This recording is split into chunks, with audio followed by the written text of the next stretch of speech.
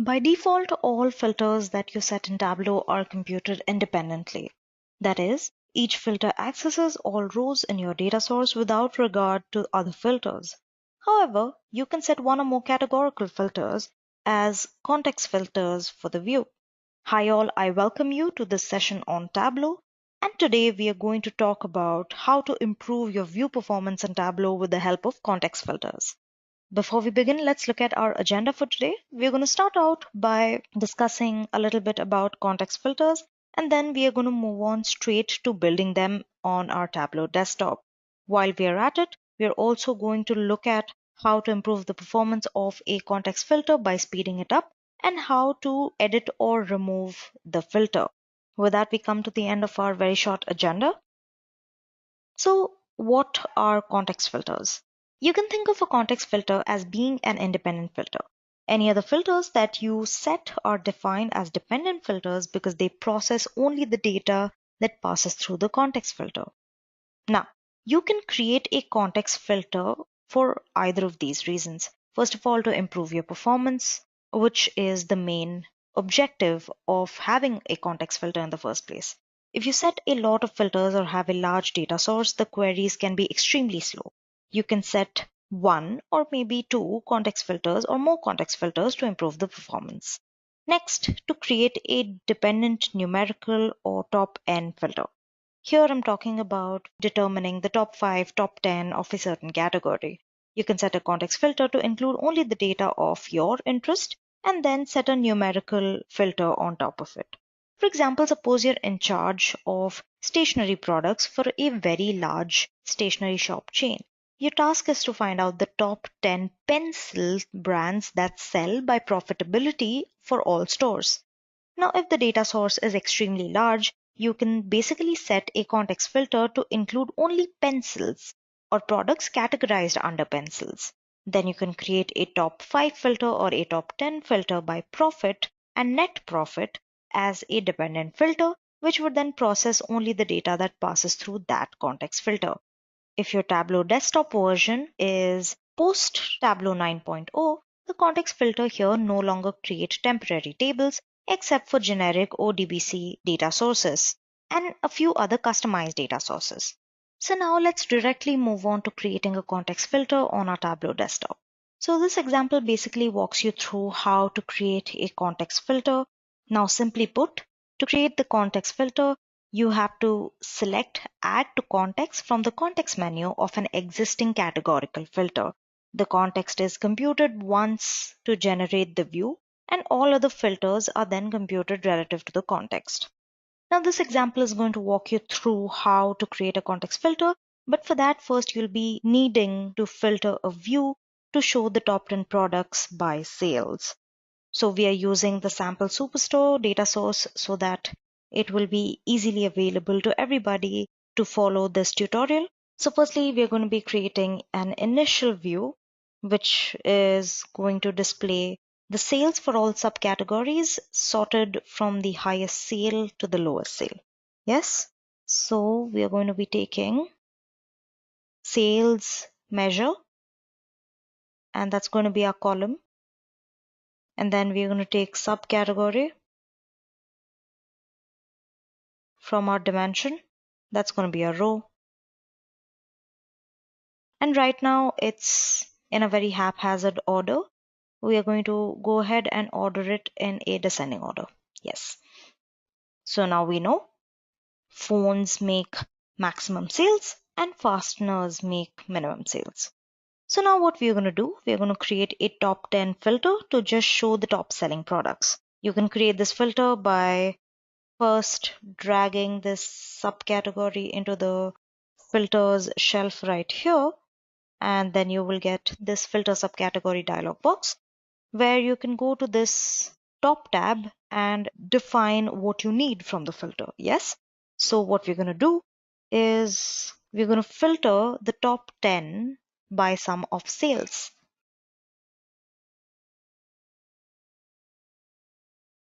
So we are going to select by field, top and 10. All right. You're going to apply this and click on OK. All right. So right now we have our top 10. And now you can see when you click OK that the view is filtered to show the top 10 product subcategories in terms of sales. Now let's go ahead and add another filter to show only furniture products. So what I'm going to do is, where is category? Yes, it's here on the top of the dimensions. So I'm going to drag that to the filter shelf. And here when the dialog box comes up, I am going to go ahead and check only furniture. When finished, I'm going to click on OK. Yes. Now the view is filtered, but instead of 10 products, it only shows 3. Now this is because by default, all filters are evaluated separately and the view shows the intersection of the results. So the view shows that 3 of the top 10 overall products are furniture products. Now to find out what the top 10 furniture products are, we need to make the category filter a context filter. So what I'm going to do is I'm going to right click the field on the filter shelf, and here I have the option of adding to context. So I'm going to click on add to context, and now as you can see, this filter is marked as a context filter and the view updates to show the top 4 furniture products. Now why not 10? Because only 4 of the subject categories contain furniture.